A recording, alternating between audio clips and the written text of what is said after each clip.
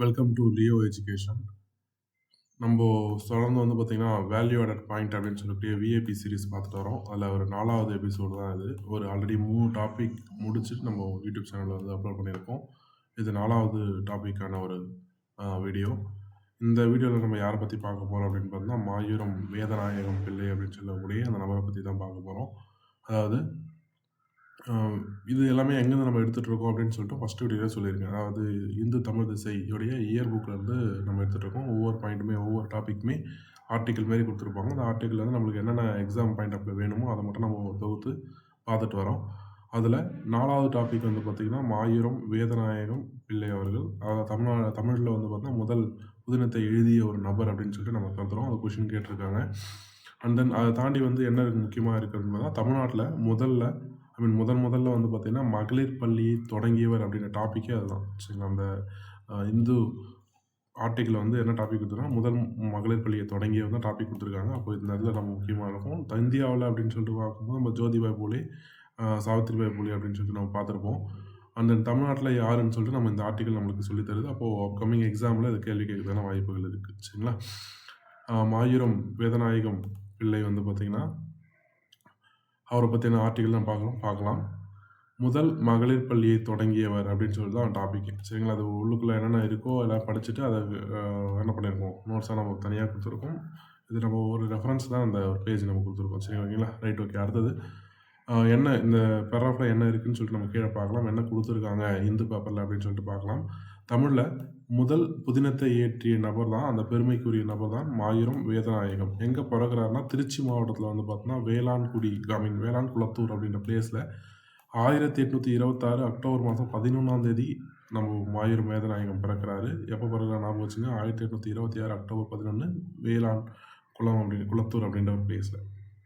சின்ன வயசுலேயே வந்து பார்த்திங்கன்னா, அவர் தமிழ் மற்றும் ஆங்கில 2 மொழியிலையுமே புலமை பெற்ற ஒரு நபராக கருதப்படுறாரு. தட் மீன்ஸ் 2த்துலேயும் புலமை பெற்ற ஒரு நபராக இருக்கார். அது மட்டும் இல்லாமல் இசையில் வீணை வாசிப்பதில் வந்து பார்த்தோன்னா ரொம்ப கைத்தேர்ந்தவர் நம்ம மாயூரம். சரிங்களா? மாயூரம் வேதநாயகம் அவர்கள். அது வீணை வாசிப்பதிலும் தமிழ், இங்கிலீஷ் மட்டும் இல்லாமல் இசையில் வீணையும் நல்லா வாசிப்பார். அது மட்டும் இல்லாமல் தென் மாநில நீதிமன்றத்தில் ஆவண காப்பாளராக தன் பணியை தொடங்குறாரு. ஃபஸ்ட்டு அவரோட ஜாப் எங்கேன்னு தொடங்குதுன்னா, தென் மாநில நீதிமன்றத்தில் அவர் டாக்குமெண்ட் மெயின்டைன், தட் மீன்ஸ் வந்து பார்த்தீங்கன்னா ஆவண காப்பாளராக வந்து பார்த்தா தன் பணி வாழ்க்கையை தொடங்குறாரு. அண்ட் தென் திருச்சி மாவட்ட நீதிமன்றத்திலேருந்து மொழிபெயர்ப்பாளராக அது மாறுறாரு. அப்புறம் நெக்ஸ்ட் எங்கே ட்ரான்ஸ்ஃபர் ஆகிறார் அப்படின்னு பார்த்தா, திருச்சி மாவட்டத்தில் இருக்கக்கூடிய கோர்ட்டில் மொழி டிரான்ஸ்லேட்டராக வந்து பார்த்தோன்னா அவர் வந்து பார்த்தோன்னா பணி அமர்த்தப்படுறாரு. அது நெக்ஸ்ட் ஜாப் அப்படின்னு சொல்லலாம்.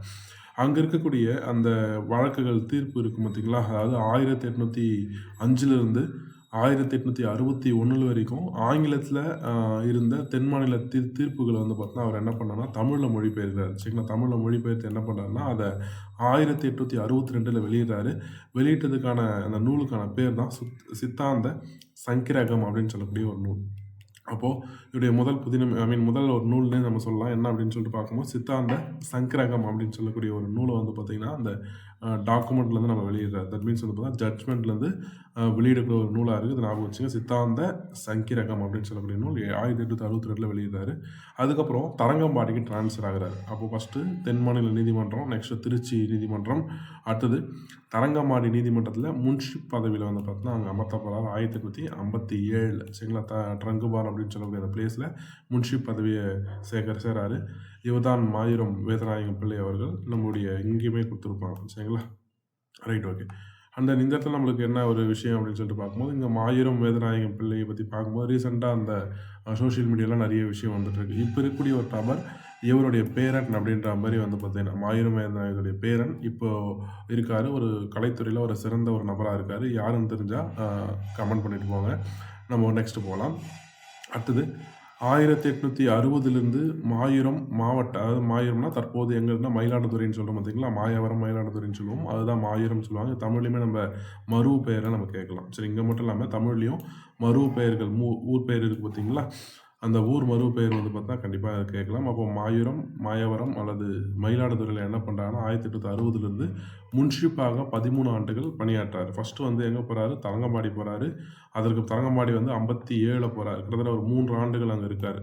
சரிங்களா. 60ல் என்ன பண்ணுறாங்கன்னா மாயவரம் போயிடுறாரு. தட் மீன்ஸ் மயிலாடுதுறைக்கு போயிடுறாங்க. அங்கே ஒரு முன்ஷிப்பாக ஒரு 13 இயர்ஸ் வந்து பார்த்தீங்கன்னா 73 வரைக்கும் 73 வரைக்கும் வந்து பார்த்தீங்கன்னா அங்கே இருக்கார். இதனால தான் வந்து பார்த்தீங்கன்னா அவர் மாயூரம் வேதநாயகம் அப்படின்னு சொல்லிட்டு அழைக்கிறாங்க. ஊர் பேர் வந்து பார்த்தீங்கன்னா இங்கே அடைமொழியாக சேர்ந்தது. அதனால் மாயூரம் வேதநாயகம்னு சொல்லிட்டு அழைக்கப்படுறாரு. எங்கே போனதுக்கப்புறம் மயிலாடுதுறையில் முன்ஷிப் பதவி வகிச்சதுக்கப்புறம். அதுக்கப்புறம் மயிலாடுதுறையிலேயே வந்து பார்த்தா நகர்மன்ற தலைவராகவும் அவர் வந்து பார்த்தீங்கன்னா பொறுப்பு வகிக்கிறார். ஃபஸ்ட்டு முன்ஷிப்பாக வரார், அப்புறம் நகர்மன்ற தலைவர் மாயவரம் பிளேஸில். அது தாண்டி வந்து பார்த்தீங்கன்னா நீதித்துறையில் நிலவிய சீர்கேடுகளையும் சமூக சீரழிவுகளும் தமது படைப்புகளை துணிச்சலாக சித்தரித்தார் அப்படின்ற மாதிரி கொடுத்துருக்காங்க. இது அதனால முக்கியமாக தேவையில்லை. 1857 பிரதாப முதலியார் சரித்திரம் என்ற புதினத்தை எழுத தொடங்கினார். வெளியிட்ட ஆண்டு கிடையாது, வெளியிட்ட ஆண்டு பின்னாடி இருக்குது, அதை நான் வச்சுக்கலாம். பட் இது இடத்துல என்ன முக்கியம்னா, எப்போ அந்த ஒரு நாடகம் அல்லது வந்து பார்த்தா அந்த புதினத்தை வந்து பார்த்தீங்கன்னா நாடகம் கிடையாது, புதினத்தை வந்து எப்போ எழுத தொடங்குறாரு அப்படின்னு சொல்லிட்டு பார்க்கும்போது 1857 வந்து பார்த்தா எழுத தொடங்கலாம். பெரும்புரட்சி ஆண்டுன்னு சொல்லிட்டு பார்த்துருப்போம் இல்லையா, அந்த ஆண்டில் எழுத தொடங்கலாம் ஞாபகம் வச்சுக்கலாம். அப்போ பிரதாப முதலியார் சரித்திரம் எழுத தொடங்கப்பட்ட ஆண்டு என்று கேட்டாலும் 57. எப்போ வெளியிடுறான்னு பாருங்கள், 1879 அது வெளிவந்து தமிழின் முதல் புதினம் என்ற பெருமையை அது பெற்றது அப்படின்னு சொல்லியிருக்காங்க. தமிழில் முதல் புதினம் என்பது பிரதாப முதலியார் சரித்திரம் 1879 பப்ளிஷ் பண்ணுறாங்க. சரிங்களா. 57 எழுத ஆரம்பித்து 79 பப்ளிஷ் பண்ணுறாங்க ஞாபகம் வச்சுங்க, அது போதுமானது. அண்ட் தென் முதல் புதினம் என்று ஆல்ரெடி கொஷின்ஸ் கேட்டிருக்காங்க. இப்போ இயர் வச்சு கொஷின் கேட்குறேன்னா 57 79 ஞாபகம் வச்சுக்கலாம். அண்ட் கட்டுரை, கவிதை, நீதிநெறி, இசை, மொழிபெயர்ப்பு எனும் 15க்கும் மேற்பட்ட நூல்களை வந்து பார்த்தா இவர் வேதநாயகம் அவர்கள் எழுதியிருக்காங்க. நான் வச்சா மொத்தம் எத்தனை நூல்கள் அப்படின்னு பார்த்தா 15 நூல்கள். அதில் என்னென்னு சொல்லிட்டு ஒரு சின்னதை மட்டும் கொஞ்சம் கொஞ்சமாக கொடுத்துருக்காங்க. திருவருள் மாலை அப்படின்னு சொல்லிட்டு ஒரு நூலும், தேவமாதா அந்தாதி என்ற நூலை வந்து பார்த்தீங்கன்னா கவிதை தொகுப்புன்னு சொல்கிறாங்க. சரிங்களா. அவர் எழுதிய கவிதை தொகுப்பு என்பது திருவருள் மாலை 1873லையும், தேவமாதா அந்தாதி வந்து பார்த்தா 1873. ரெண்டுமே சேம் இயர் தான். சரிங்களா. ரெண்டுமே ஒரே வருஷத்தில் வெளியிட்ட ஒரு கவிதை தொகுப்புகள் அப்படின்னு சொல்கிறாங்க. அது மட்டும் இல்லாமல் பெண் முன்னேற்றத்திற்காக ஒரு குறிப்பிட்ட நூல்கள் எழுதியிருக்காங்க. பெண் கல்வி, பெண் மானம், சுகுண சுந்தரி, பெண்மதி மாலை அப்படின்னு சொல்லக்கூடிய நூல்கள் கிட்டத்தட்ட வந்து 4 நூல்கள் இருக்குது. அந்த 4 நூல் வந்து பார்த்தா பெண் முன்னேற்றத்திற்காக எழுதப்பட்ட நூல், மாயூரம் அவர்களால் எழுதப்பட்ட நூல் அப்படின்னு சொல்லிட்டு பார்க்குறோம். இதான் வெரி வெரி இம்பார்ட்டன்ட். அடுத்த பாயிண்ட், அது நம்ம டாப்பிக்கே தான் நம்ம கொடுத்துருக்காங்க. தமிழ்நாட்டில் முதல் பெண்கள் பள்ளியை மாயவரத்தில் தொடங்கினார். அப்போ தொடங்கப்பட்ட இடமும் மாயூரம் அல்லது மாயவரம் அல்லது மயிலாடுதுறைன்னு சொல்லலாம். அந்த முதல் பெண்கள் பள்ளி என்பது தொடங்கிய ஒரு பெருமைக்குரிய நபர் வந்து பார்த்தா மாயூரம் வேதநாயகம் அவர்கள். சரிங்களா. இப்போது இந்த ஒரு விஷயம் தான் நம்மளுக்கு டாப்பிக்காகவே கொடுத்துருக்காங்க. இதுதான் நம்ம வேல்யூவான பாயிண்டாக நம்ம பார்ப்போம். சரிங்களா. ரைட். அடுத்தது குழந்தை திருமணம், உடன்கட்டை சொல்லக்கூடிய சதியோட கடுமையாக வந்து பார்த்தீங்கன்னா அவர் எதிர்த்திருக்காரு. கர்நாடக இசையில் வந்து பார்த்தீங்கன்னா சமய சார்பற்ற பாடல்களை வடித்தார், எழுதினார் அப்படின்ற மாதிரி சொல்லியிருக்காங்க. அது சுயமாக இசையையும் வரிகளையும் வந்து பார்த்தீங்கன்னா அவர் வடிப்பார் அப்படின்னு எழுதுவார் அப்படின்ற மாதிரி சொல்லியிருக்காங்க. அதுக்கப்புறம் இல்லாமல் சர்வ சமய சமரச கீர்த்தனைகள் மற்றும் சத்திய வேத கீர்த்தனைகள் அப்படின்னு சொல்லக்கூடிய 2 இசை கோவைகள், இசை சார்ந்த நூல்களை வந்து பார்த்தா எழுதியிருக்காரு. அப்போது இங்கே டிவிஷன் பண்ணி நம்ம பார்க்கணும்னா, ஃபஸ்ட்டு கவிதை நூல் என்பது தேவமாதா அந்தாதி மற்றும் திருவருள் மாலைன்னு சொல்லிட்டு பார்த்தோம். பெண்களுக்காக எழுதப்பட்ட நூல் பெண் கல்வி, பெண்மானம், சுகுண சுந்தரி மற்றும் பெண்மதி மாலை அப்படின்னு சொல்லக்கூடிய நூல். இங்கே வந்து பார்த்தோன்னா இசை சார்ந்த நூல்கள் சர்வ சமய சமரச கீர்த்தனைகள், சத்திய வேத கீர்த்தனைகள் அப்படின்னு சொல்லக்கூடிய நூல். அப்போது இந்த 3மே கேட்டகரைஸ் பண்ணி நம்ம தெரிஞ்சுக்கலாம். அடுத்தது என்ன கொடுத்துருக்காங்க அப்படின்னு பார்க்கும்போது, இவரது இசை பங்களிப்பை போற்றும் விதமாக ஒருத்தர் இவரை பற்றியும் பாடியிருக்கார். யாரை பற்றி பாடியிருக்காருன்னா மாயூரம் வேதநாயகத்தை பற்றி பாடியிருக்காரு. யார் பாடினார்னா கோபாலகிருஷ்ண பாரதி அப்படின்னு சொல்கிற நபர் தான் மாயூரம் வேதநாயகத்தை பற்றி பாடியிருக்காரு. என்ன பாடியிருக்காருன்னா, 1000 ஆனாலும் மாயூரம் ஆமோ அப்படின்னு சொல்லக்கூடிய ஒரு வரிகளை யார் பாடியிருக்காருன்னா கோபாலகிருஷ்ண பாரதி. எதுக்காக பாடியிருக்காரு? இசையோடைய நாலேஜுக்காக. யாருடைய இசை நாலேஜ்? மாயூரம் வேதநாயகத்தில் இசை நாலேஜை போற்றி அவர் பாடியிருக்காரு. பாடினவர் வந்து கோபாலகிருஷ்ண பாரதி. அந்த பாடல் வரிகள் என்பது 1000 ஆனாலும் 1000 ஆமோ அப்படின்னு சொல்லக்கூடிய ஒரு வரி அப்படின்னு சொல்லலாம். இவர் எப்போ இறக்குறாரு அப்படின்னு சொல்லிட்டு பார்க்கும்போது 1889 வந்து பார்த்தோன்னா ஜூலை மாதம் 21 வந்து பார்த்தோன்னா இறந்துறாரு.